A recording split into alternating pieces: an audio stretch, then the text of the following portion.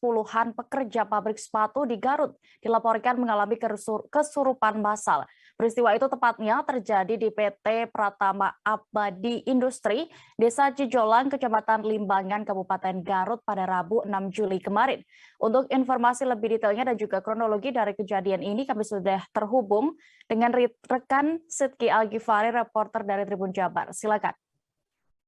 Baik Dean, selamat malam. Selamat malam juga Tribuners dimanapun Anda berada.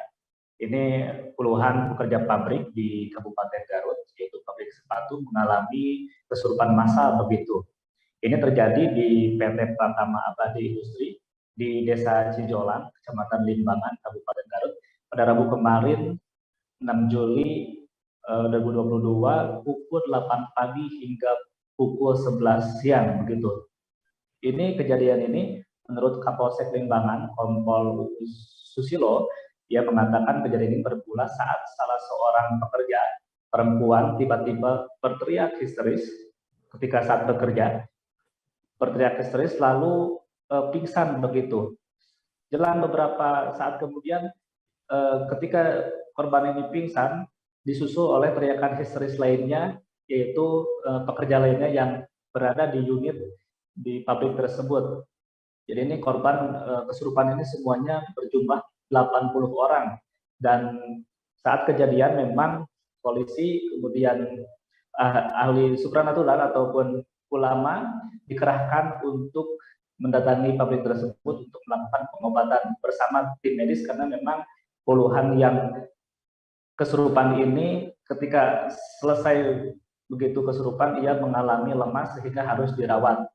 80 orang ini kemudian ketika selesai dirawat sembuh begitu, pukul 12 siangnya langsung diperbolehkan untuk beristirahat di rumah.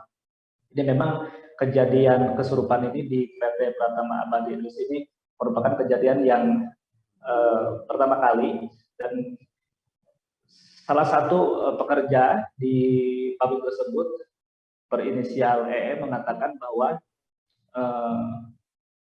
kesurupan tersebut diduga diakibatkan oleh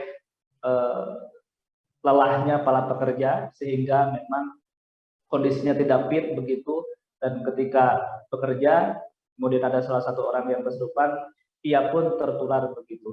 Hingga saat ini memang kondisi sudah membaik, pekerja puluhan tersebut hari ini sudah kembali bekerja begitu, dan kondisi di pabrik sepatu ini kondusif dan aman dia.